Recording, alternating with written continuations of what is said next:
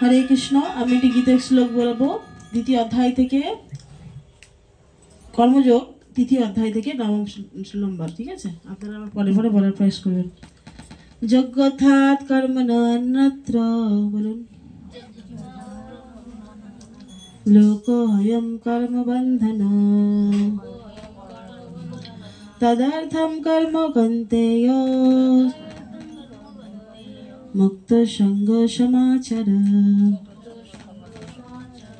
এই শ্লোকের অনুবাদ: বিষ্ণুর প্রীতি সম্পাদন করার জন্যই কেবল কর্ম করা উচিত, তা না হলে কর্মই এই জড়জগতের বন্ধনের কারণ হয়। হে কন্তেয়, তাই তার সন্তুষ্টি বিধানের জন্যই কেবল তুমি তোমার কর্তব্য কর্মের অনুষ্ঠান করো, এবং এভাবেই তুমি সর্বদা বন্ধন থেকে মুক্ত থাকতে পারবে। তো দেখুন, এই গীতা হচ্ছে ভগবানের মুখ নিঃসৃত বাণী। ভগবান নিজে মুখে বলেছেন। যেমন গঙ্গা খুব পবিত্র, আমরা মানি তো। কেন? গঙ্গা ভগবানের চরণ থেকে সৃষ্টি হয়েছে, আর গীতা হচ্ছে ভগবানের মুখ থেকে বেরিয়েছে। তাহলে কতটা গুরুত্বপূর্ণ আমরা বুঝতে পারছি। তো এই গীতা হচ্ছে আমাদের ধর্মগ্রন্থ, অর্থাৎ এই গীতা হচ্ছে আমাদের জীবনের গাইড। আমরা কিভাবে চলবো, কোন ঠাকুরকে মানব, কাকে ভগবান বলে পূজন করব, এই গীতাতে সমস্ত কিছু লেখা আছে। হরে কৃষ্ণ। এগুলো এখন বাজাবেন না, এগুলো বাজাবেন না এখন।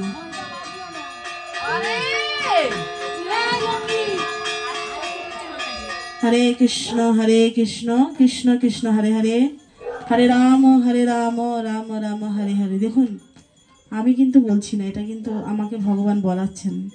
তাই ভগবানের কথা যখন হবে তখন কিন্তু কোনো রকম কোনো আওয়াজ করবেন না, কেউ কোনো কথা বলবেন না।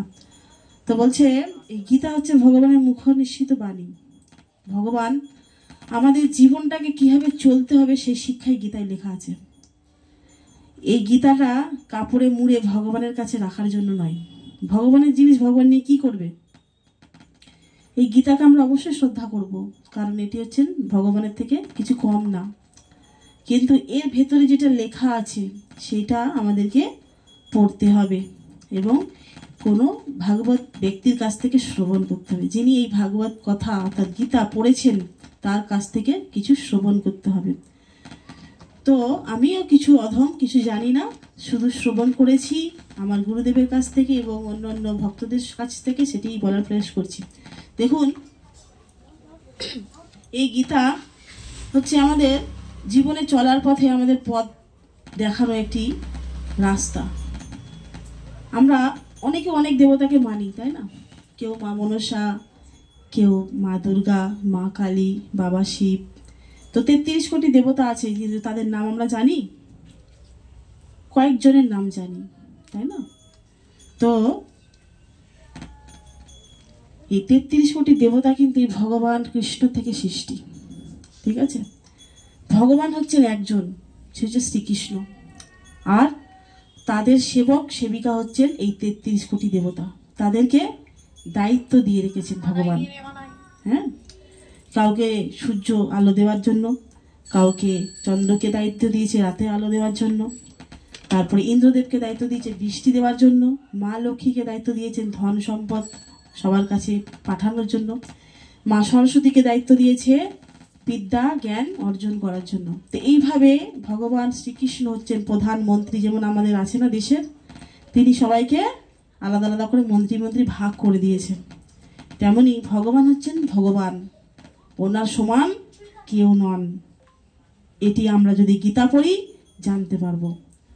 মন গড়া অনেকেই অনেক কিছু বলে, মা মনসা হচ্ছেন মেন, মা কালী হচ্ছেন মেন, কিন্তু নয়। এনারা হচ্ছেন তার দাস দাসী, ভগবানের দাস দাসী, শ্রীকৃষ্ণের দাস দাসী। তার সঙ্গে কখনোই ভগবানের সমতুল্য করবেন না। এটি হচ্ছে একটু বিশাল অপরাধ।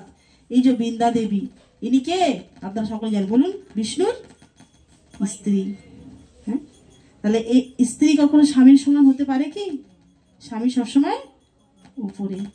তো মা দুর্গাও তাই, তার হচ্ছেন সেবিকা, তার ভক্ত, বৈষ্ণবী, বৈষ্ণব, এই 33 কোটি দেবতা হচ্ছে বৈষ্ণব, বৈষ্ণবী, তারাও ভগবানেরই নাম উপাসনা করছে। এই যে প্রভু একটু আগে মালা দিয়েছে আপনাদের, আপনারা অনেকেই ভয় পাচ্ছেন যে এটাকে আমরা গ্রহণ করব কি করব না। আপনারা জানেন এই 33 কোটি দেবতা এই মালা জপ করে। ব্রহ্মার হাতে কি মালা আছে বলুন? চতুর্মুখ ব্রহ্মা, তার হাতে কি মালা আছে?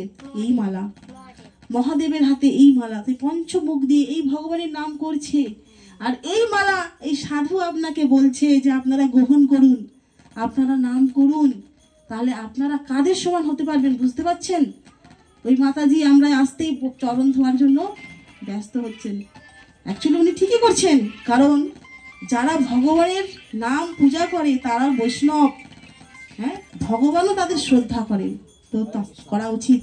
কিন্তু আমরা সেই নিজেদেরকে সেই যোগ্যতা মনে করি না, হ্যাঁ। কিন্তু এটা আমাদের বৈষ্ণব আসলে যে শ্রদ্ধা আপনাদের মধ্যে আছে, যেটি আমি দেখে খুব প্রসন্ন হয়েছি, ভালো লেগেছে। বৈষ্ণবদেরকে এইভাবেই শ্রদ্ধা করা উচিত, যেমন দেবতারা সেমনি বৈষ্ণব। তো এই যে মালা আপনারা গ্রহণ করছেন না, আর কবে করবেন এই গ্রহণ? হ্যাঁ, 84 লক্ষ জন্মের পরে আপনি এই সুন্দর দেহটি পেয়েছেন। কত লক্ষ? আপনি 4 লক্ষ পরে, 4 লক্ষ জন্ম হচ্ছে মানুষের জন্ম, তারপরে আপনি আমরা এই ভগবানকে জানতে পারছি। মানুষের মধ্যে 4 লক্ষ জন্ম। তো দেখুন 20 লক্ষ গাছ হয়েছে, হ্যাঁ, জলজ প্রাণী হয়েছি 9 লক্ষ, জলের মধ্যে এত এত পোকা মাছ থেকে সমস্ত কিছু। তারপরে 20 লক্ষ পশু হয়েছি, হ্যাঁ। এইভাবে হতে হতে হতে হতে হতে আমরা আজকে এই সুন্দর একটা দেহ পেয়েছি। আর আমরা এই দেহটি পেয়ে কি করছি? যা যা আমরা আগে করেছি পশু জন্মে, তাই তাই করছি। কি? 4টে কাজ: আহার, নিদ্রা, ভয় আর বংশ বিস্তার। এই 4টি কাজ পশুরাও করছে, আর আমরা মানুষ হয়ে এই 4টি কাজ করছি। তো মানুষ আর পশুর মধ্যে কি পার্থক্য থাকলো আপনি বলুন? আমরা ভাবি যদি ইনকাম না করি তাহলে আমাদের কি করে খাওয়া হবে, তাই না? আচ্ছা আপনি বলুন তো, এই যে এত লক্ষ 80 লক্ষ প্রজাতি আছে, হ্যাঁ, তো 80 লক্ষ প্রজাতি কেউ কি কাজকর্ম করে? কাজ করে? করে? তো তাদের কি আহার ভগবান দেয়নি? সকলে তো কিছু না কিছু খেয়ে বেঁচে আছে। তো আমরাও কিন্তু যদি ভগবানের নাম পূজা করে আদার্স অন্য কর্ম করি, আমরা কিন্তু বেঁচে থাকবো। আমরা এই মনে করি আমরা যদি কাজ না করি ভগবান কি খেতে দিয়ে যাবে? হ্যাঁ, দিয়ে যাবে। তার অনেক অনেক প্রমাণ আছে এবং অনেক অনেক কাহিনী আছে, যা বলে আমি শেষ করতে পারবো না, তাহলে শুনুন, একটি কাহিনী আমি বলবো শুধু। যে একজন ছিলেন, সে পশুদেরকে জঙ্গলে গিয়ে জীব হত্যা করতো, পশুদের হত্যা করতো এবং তাদের চামড়া নিয়ে গিয়ে বিক্রি করে তার সংসার চলতো, হ্যাঁ। এবং এত তার মনে তার মধ্যে কি হয়, যারা জীব হত্যা করে চলে তাদের কি কি বলবো, তাদের চেতনাটা না খুব শক্ত, নরম না, খুব কঠোর।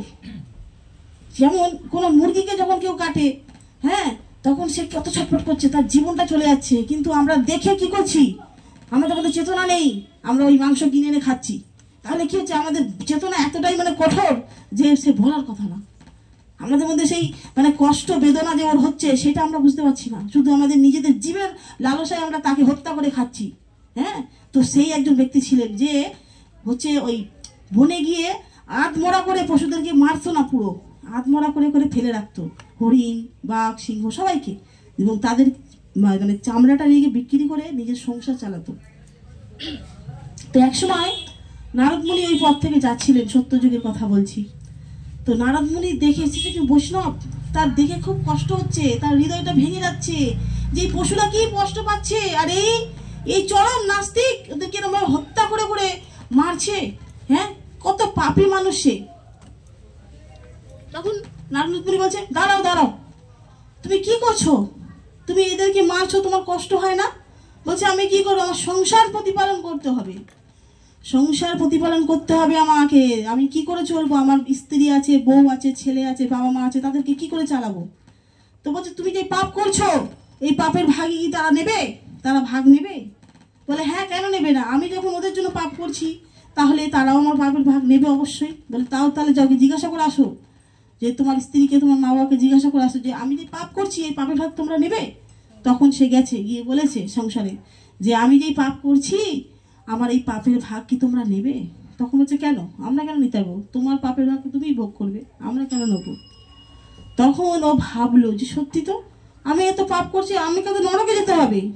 হ্যাঁ, আমাকে নরকে, নরক শুধু কথাই কথা না, নরকে হবে জলে মানে জ্বালা যন্ত্রণা আছে, যে জ্বালার কথা আপনারা যদি জানেন না, আপনারা জীবনে এই মালা ছাড়া এবং মানে কৃষ্ণ প্রসাদ ছাড়া অন্য কিছু গ্রহণ করবেন না। তার জন্য এই গ্রন্থ পড়তে হবে।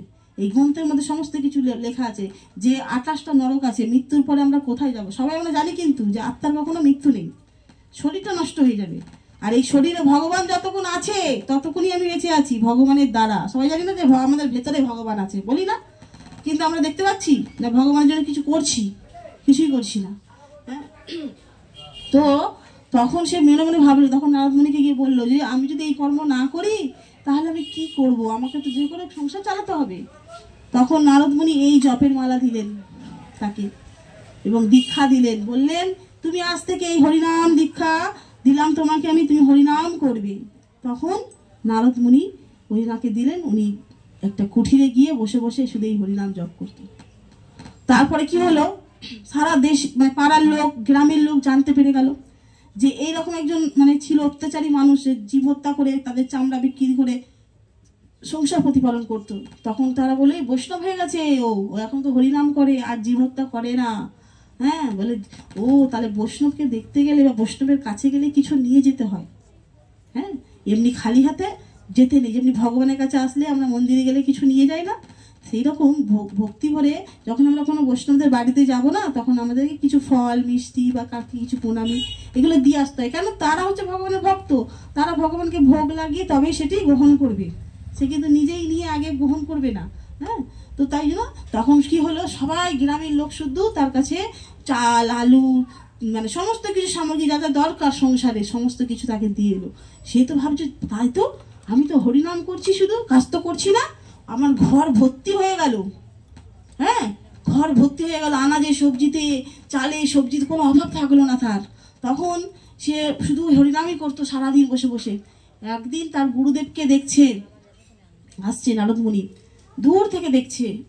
তখন সে গুরুদেবের কাছে দেখে মানে খুব আনন্দ হয়েছে যে গুরুদেব আমাকে এই কথা বলেছেন, তাহলে আমি গুরুদেবের কাছে যাই। তখন সে গুরুদেবের কাছে দৌড়ে দৌড়ে যাচ্ছে, দৌড়ে যেতে যেতেই বারবার দাঁড়িয়ে পড়ছে, বারবার দাঁড়িয়ে পড়ছে। তখন নারদ মুনিও দেখছে যে কি ব্যাপার, দাঁড়িয়ে পড়ছে কেন, আবার দৌড়াচ্ছে আবার দাঁড়িয়ে পড়ছে। তখন নারদ মুনির কাছে গিয়ে পৌঁছে গেছে। তখন নারদ মুনি বলছে যে আচ্ছা বলো, প্রণাম জানিয়েছে, দণ্ডবোধ প্রণাম, যে হে গুরুদেব আপনার কৃপায় আমি সত্যি আজকে ওই খারাপ কর্ম ছেড়ে দিয়ে আজকে আমি ভালো আছি, আমার পরিবার ভালো আছে। হ্যাঁ, তখন সেই নারদ মুনি বললো যে তাহলে তুমি দৌড়াতে দৌড়াতে বারবার দাঁড়িয়ে পড়ছিলে কেন? বলে হে গুরুদেব, হে প্রভু, আমি যখন দৌড়াচ্ছি তখন আমার চরণের তলায় অনেক পিঁপড়ে অনেক পোকামাকড় এসে পথের ধারে ছিল, আমি শুধু লক্ষ্য করছিলাম তাদেরকে না মারিয়ে আমি চলে যাই। তাহলে দেখুন, এই চিত্ত যখন পশুদেরকে মারতো হত্যা করতো, তাদেরকে পুরো হত্যা করতো না, আত্মহত্যা করে ছেড়ে দিত, তার হৃদয়টা আজকে কিসে পরিণত হয়েছে? শুধু হরিনামের দ্বারা। যে একটি পিঁপড়েকেও আঘাত করতে তার দ্বিধা হচ্ছে যে আমার কারণে একটি জীব মরে যাবে, প্রাণ ত্যাগ করবে। হ্যাঁ, দেখুন সাধুরা আজকে বলে আপনাদের যে আমিষ আহার খুবই পাপ। কেন বলে? আপনারা কখনো ভাবেন না যে একটা দোকানে যাচ্ছি আমি, একটা ছাগলকে কত কষ্ট যন্ত্রণা দিয়ে তাকে হত্যা করা হচ্ছে, তারপরে তার মাংসাহার আমরা গ্রহণ করছি, মুরগিকে তাকে কত ছটফট করে মরছে। জানেন আপনি, এই একদিন আমাদেরকে ওই ছাগল হতে হবে, আর আমাকেই ওই যে কেটেছে তার হাতে আমি তাকে কাটবো। মানে আমি যার হাতে মানে ছাগলটা যে আমি মেরে নিয়ে এসে খাবার জন্য নিয়ে এসেছি, একদিন আমাকেও সে কাটবে, আমি একদিন ছাগল হব, আমি একদিন মুরগি হবে। এইভাবে কি হবে, আমরা বারবার জন্ম মৃত্যু হতেই থাকবে, আমরা মুক্তি আর পাবো না। এই যে এখানে শ্লোকে তাই বলেছে যে বিষ্ণুর প্রীতি সন্ধান করার জন্য কেবল কর্ম করা উচিত, শুধু কৃষ্ণকে খুশি করার জন্য আমাদের কাজ করতে হবে কর্ম। এবং কি বলছে, তা না হলে এই কর্মই জড়বন্ধনের কারণ হয়ে যাবে হে কন্তেয়, তাই তার সন্তুষ্টি বিধানের জন্যই কেবল তুমি কর্ম করো। কে বলছে? ভগবান স্বয়ং বলছে অর্জুনের মাধ্যমে আমাদেরকে যে আমার জন্য কর্ম করো, আমার কর্তব্য তুমি করো, আমি যেটা বলছি সেটা তুমি করো, আমার আদেশ মানো। হ্যাঁ, কিন্তু আমরা কি করছি, আমরা বাজারে যাচ্ছি, নিজেরা কি কি ভালোবাসি সেই সবগুলো কিনে নিয়ে আসছি। হ্যাঁ, নিয়ে এসে আমরা নিজেদের ইন্দ্রিয় তৃপ্তি করছি। আর ভক্ত যারা তারা কি করছে, না আজকে বাজারে যাব, ভগবান কি খেতে ভালোবাসে, ভগবান মোচা খেতে ভালোবাসে, কচু শাক খেতে ভালোবাসে নারকেল দিয়ে, সেইগুলো কিনে সংগ্রহ করে নিয়ে এসে নিজেরা রান্না করে আগে ভগবানকে ভোগ লাগিয়ে তারপরে প্রসাদ পাচ্ছে। এই হচ্ছে আসল বৈষ্ণব, আসল ভক্ত। হ্যাঁ, ভেগদারি, তিলক পরে নিয়েছে, মালা পরে নিয়েছে মোটা মোটা, হ্যাঁ, তারপরে এই হরিনামও করছে, কিন্তু এদিকে চা খাচ্ছে, এদিকে মাছ মাংস খাচ্ছে। তারা প্রকৃত বৈষ্ণব নয়, তারা প্রকৃত বৈষ্ণব হতে পারে না। তারা নিজেরা আচার করছে না, আমাদের কি শিক্ষা দেবে? এই মনুষ্য জন্মটা পেয়েছি, আমাদের একটাই কর্ম। এই যে প্রভু একটু আগে বলছিলেন যে হরের নাম ও হরের নাম ও হরের নাম হইবে কে বলুন, এই হরিনাম, এতে মুক্তি পাবেন। বারবার বলুন, বারবার বলুন। এই বারবার বললেও এই হরিনাম কি হবে, ভালো লাগবে। একটা গান দেখবেন করবেন আপনারা, কদিন ভালো লাগবে, একদিন, দুদিন, 3 দিন, 4 দিন, 5 দিন, তারপরে পুরনো হয়ে গেলে আর ভালো লাগবে না। কিন্তু হরিনামে এমন একটা মধু, যখন করবেন শুনবেন, আর তখন আরো বেশি করে করতে হবে। এইটা করার জন্য আপনাদেরকে মাছ মাংস ছাড়তে হবে না। আপনারা মাছ মাংস এখন যা খাচ্ছেন খান, এইটা যখন করবেন, করতে করতে করতে আপনার হৃদয়, ওই যে বললাম যে এত জীবত্তা করতো, এইটা করতে করতে তার হৃদয়টা তখন এলো চেতনাটা। তার আমাদের এখন চেতনা ঘুমিয়ে গেছে, মরে গেছে। আমরা ভালো মন্দ কিছু বুঝতে পারছি না, কোনটা ভালো কোনটা খারাপ, কি করলে ভালো। এই জন্মটা পেয়েছি এত সুন্দর, ও মরে গেলে ফুরিয়ে যাবে, আবার 80 লক্ষ ঘুরে আসতে হবে। আত্মার মৃত্যু নেই। আমি মানে কি, এই দেহটা নয়, আমি হচ্ছে আত্মা। আমার আত্মাটাই একটা কুকুরের দেহে, একটা শুকুরের দেহে, একটা মাছের দেহে প্রবেশ করছে। বারবার পোশাক পরিবর্তন হচ্ছে। আর এই পোশাক পরিবর্তনটা একেবারে শেষ হবে কবে? যেদিন আমরা ভগবানের কাছে ফিরে যাব। কি করে ফিরবো? এইরকম ভাবে চললে মাছ মাংস খাবো, তারপরে এই দেবতার পুজো করব, ওই দেবতার পুজো করব, কোনোদিন উদ্ধার হবেন না। একমাত্র কৃষ্ণের পূজা করতে হবে। কৃষ্ণ হচ্ছেন ভগবান, সবাইকে শ্রদ্ধা করুন, কিন্তু ভগবানকে পূজা করুন। হ্যাঁ, আর কি ভগবান গীতায় বলে দিয়েছে যে আমাকে নমস্কার করো, আমাকে পূজা করো, আমাকে ভোগ লাগাও। হ্যাঁ, বারবার ভগবান বলছে। আর কি, এই হরিনাম, হরিনাম করতে হবে।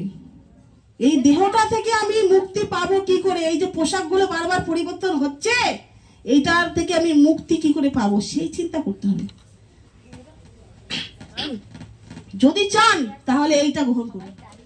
এর জন্য আপনাকে প্রথমেই মাছ মাংস ছাড়তে হবে না, 4টি নিয়ম পালন করতে হবে না, কিছু করতে হবে না। শুধু স্নান করার পরে যখন খুশি সারাদিনে আপনারা 1 মালা 2 মালা করুন, যার যেরকম সময় আছে। সংসারে থেকে এই না, সংসার ছেড়ে দিয়ে শুধু এইটা করবেন, সেটা বলছি না। আমরাও সংসার করছি, আমাদেরও সন্তান আছে। হ্যাঁ, কিন্তু আমরা কি করছি, কৃষ্ণের সংসার করো ছাড়ি অনাচার। অনাচার যেগুলো আমরা করি সেগুলো হচ্ছে অনাচার। কৃষ্ণের জন্য সংসার করতে হবে, কৃষ্ণের জন্য রন্ধন করতে হবে, কৃষ্ণকে ভোগ লাগাতে হবে, তারপরে প্রসাদ পেতে হবে। হ্যাঁ, আর এই বারবার জন্ম মৃত্যুর চক্র থেকে কি করে বেরো হতে পারবো সেইটা চিন্তা করতে হবে। আসল মনুষ্য জন্মের উদ্দেশ্য হচ্ছে এটাই, যে কি করে আমরা এই জন্ম ছেড়ে, বলুন তো কেউ সুখী আছেন এই জগতে? বলুন, সুখী আছেন? একজন হাত তুলুন যে হ্যাঁ আমি পুরোপুরি খুশি আছি, আমার অনেক সম্পদ আছে, সম্পদও অনেক আছে, কিন্তু মনে শান্তি নেই, এমন ব্যক্তিও আছেন। হ্যাঁ, তো এই থেকে আমরা কি করে বের হতে পারবো সেটা সম্ভাষণ করতে হবে। কি দরকার আছে আপনারা বলুন তো? এই যে এত আপনারা মানে দেখছেন অনেক ভক্ত আছে হরিনাম করছে, তিলক করছে, কি দরকার আছে? চলো, করার কি দরকার আছে? একটাই কারণে তারা করছে, স্বার্থ ছাড়া কেউ কিছু করে না। যাতে আমরা এই দুঃখ জগৎ থেকে ফিরে গিয়ে ভগবানের কাছে ফিরে যেতে পারি। আমাদের এই একটাই সংকল্প, আমাদেরকে ভগবান একটাই সুযোগ দিয়েছে, এই মনুষ্য জন্ম। অন্য কোনো জন্ম পারবে কেউ? এখানে কুকুর এসে শুনবে? শুনলে কি করবো? তাড়িয়ে দেবো, যাও। বলতে পারবে হরিনাম বলতে পারবে? পারবে না। কোনো প্রাণী এসে পারবে না। একমাত্র মনুষ্য দেহ যাদের আমাদের এই পোশাকটা দিয়েছে এত সুন্দর, এই পোশাকটা পরে আমরা ভগবানের নাম করতে পারছি, প্রসাদ আস্বাদন করতে পারছি, কিন্তু সেইটা আমরা করছি না। তাই আমাদের উচিত এই এখান থেকে চলে যাবার। বলছে একটি বাচ্চা হারিয়ে গেছে, একটি বাচ্চা হারিয়ে গেছে, কেউ তাকে খাবার কিনে দিচ্ছে, কেউ তাকে বস্ত্র দিচ্ছে, হ্যাঁ, কেউ তাকে খেলনা কিনে দিচ্ছে, কিন্তু আসল কাজ করছে না। আসল কাজ কি? তার বাবা মায়ের কাছে দিয়ে আসা, তাই না? এটা মেন উপকার। তো খাবার কতক্ষণ থাকবে, জামা কাপড় কতক্ষণ থাকবে, জল কতক্ষণ থাকবে, খেলনা কতক্ষণ থাকবে, সে কখন এক্ষুনি কাঁদবে, যখনই শেষ হয়ে যাবে তখনই কাঁদবে। তো আমাদের অবস্থা হচ্ছে এই, আমরা কিন্তু এখানে হাবুডুবু খাচ্ছি এই সংসারের জ্বালায়, কিন্তু এখানে আমাদের কেউ খুশি করার জন্য ভালো জামা কাপড় দিচ্ছে, ভালো খাবার দিচ্ছে, হ্যাঁ, এবং ভালো খেলনা দিচ্ছে। খেলনা বলতে এই নাতি নাতনি, ছেলে মেয়ে, এদেরকে নিয়ে আমরা খেলছি, আনন্দ করছি, কিন্তু এই আনন্দ কতক্ষণের? আসল যে আমার বাবা, আসল যে মা, তাদেরকে আমি ভুলে গেছি। যে দুঃখ, বিশাল যন্ত্রণা, এই দুঃখ হচ্ছে একমাত্র কৃষ্ণ। কৃষ্ণ হচ্ছে আমাদের পিতা, কৃষ্ণ হচ্ছে আমাদের মাতা, কৃষ্ণ হচ্ছে আমার পরম স্বামী। তাকে আমি ভুলে গেছি, আর এই সংসারে ঘুরে বেড়াচ্ছি পাগলের মতো। পাগল, আমরা পাগল, আমরা নিজের আসল পিতামাতাকে জানি না। হ্যাঁ, আমরা এই যে নকল, মানে দেখুন প্রত্যেকটা জীবনে আমাদের পিতামাতা আছে তো, একটা কুকুরেরও পিতামাতা আছে তো, হ্যাঁ, তবে তো সে জন্ম নিয়েছে। দেখুন সব জীবনেই কিন্তু পিতামাতা আছে, চেঞ্জ হচ্ছে বারবার, কিন্তু আসল পিতা আমাদের হচ্ছেন একমাত্র ভগবান শ্রীকৃষ্ণ, যে আমার হৃদয়ে বসে আছে, কিন্তু আমি অনুভব করতে পারছি না। কেন বলুন তো? কেন? একটা আয়নায় যখন ধুলো পড়বে না, তখন কি হয়? মুখটা দেখা যায়? দেখা যায়? তখন কি করতে হয়? আয়নাটাকে পরিষ্কার করতে হয়, তবে তো মুখটা দেখা যায়। কিন্তু আমাদের হৃদয়ে ধুলো পড়ে আছে, এই ধুলো পড়ার জন্য কি হচ্ছে? আমরা ভগবানকে দর্শন করতে পারছি না। তো এই ধুলোটা তো আমি কাপড় দিয়ে মুছলে হবে না, এই ধুলোটা কি করে মুছবে? এই হরি নাম করতে হবে, ভক্ত সঙ্গ করতে হবে। একদিনে আপনারা শুনছেন, এখান থেকে বাড়ি যাবেন, ভুলে যাবেন। যদি পারেন, আমাদের ক্লাস হয় প্রতি রবিবার, একটু কষ্ট করে আসুন দমদমে, হ্যাঁ, এমন কিছু দূর না, স্টেশন থেকে কাছে 10 মিনিট। তো আপনারা আসুন, ক্লাস শুনুন, অনেক কিছু জানতে পারবেন। আপনি যে মনুষ্য জন্ম পেয়েছেন, কেন পেয়েছেন, কোথা থেকে এসেছি, কোথায় যাব, অনেক কিছু জানার। একদিনে এত কিছু বলে শেষ করা যাবে না। হ্যাঁ, নিয়মিত ক্লাস শুনতে হবে, যেতে হবে, সাধু সঙ্গ করতে হবে। আর কি সাধু সঙ্গ মানে সঠিক সঙ্গ করতে হবে। ওই সহজিয়া গীতা নিয়ে, ভাগবত নিয়ে তাদের মুখ থেকে কথা শুনলে কিছু হৃদয় পরিবর্তন হবে না। মাছও খাবো, আবার হরিনামও করব, ওই সাধু সঙ্গ করলে কিছু হবে না। ওগুলো বলছে সহজিয়া, মানে ভগবানের নামকে সে সহজভাবে নিয়েছে, এবং সহজভাবে নিয়ে নিজে আচার করে না, ঠিকমতো প্রচারও করে না। সেসব সাধু সঙ্গ করলে হবে না। যেই সম্প্রদায় আছে একদম সঠিকভাবে ভগবানের সেবা পুজো করছে, তাদের সঙ্গ করতে হবে। তাই যদি চান আপনারা যে না, আমাদের তো অনেকটাই বয়স হয়ে গেছে, এবারে আমরা একটু ভগবানের সংসারের সাথে সাথে ভগবানের নাম পূজা করব, তাহলে আপনারা এই মালা সংগ্রহ করতে পারেন, এতে হরিনাম করতে পারেন, এতে কোনো অসুবিধা হবে না। এই না যে আপনাকে এক্ষুনি সব কিছু ছেড়ে দিয়ে এটাই করতে হবে। আপনারা শুধু জপ করে যান, বাকিটা ভগবান করে দেবে।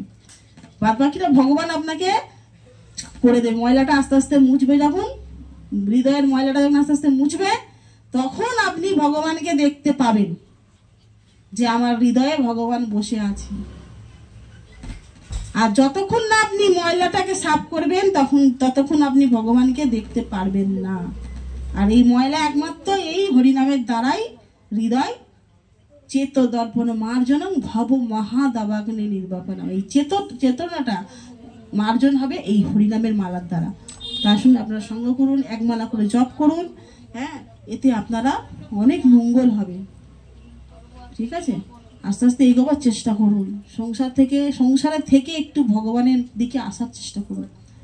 একবারে আবদ্ধ হয়ে যাবেন না, যাতে এইটুকু করতে পারবেন না। ঠিক আছে, কেউ কারণ নাই, যতক্ষণ বেঁচে আছেন ততক্ষণ সম্পর্ক। এক্ষুনি দেহ ত্যাগ করুন, তাড়াতাড়ি করে শ্মশানে নিয়ে যাওয়ার জন্য ব্যবস্থা। আর কেউ ছবেও না, ছুলেই চান করতে হবে। এত সুন্দর দেহ, হ্যাঁ, কিন্তু মৃত্যুর পরে কতক্ষণ লাগবে ঘরে? এত আপন আমার ছেলে, আমার নাতি, আমার স্বামী, আমার মেয়ে, হ্যাঁ, কতক্ষণ? যতক্ষণ আছে ভগবান হৃদয়ে বসে, যতক্ষণ আমি জীবন্ত আছি, এই দেহটা সার আছে। ঠিক আছে? তো উচিত সময় থাকতে থাকতে ভগবানের নাম পুজো করে, সেই সাথে যাবে। সে আছেও এখন, থাকবেও, আগেও ছিল। ঠিক আছে? আর এই যে আজকে আমাদের আত্মীয় স্বজন পরিবার না, এ মানে একটু পরেই, মৃত্যুর পরে আর কিন্তু কোনো সম্পর্ক নেই। কদিন মনে রাখবে? কদিন মনে রাখবে?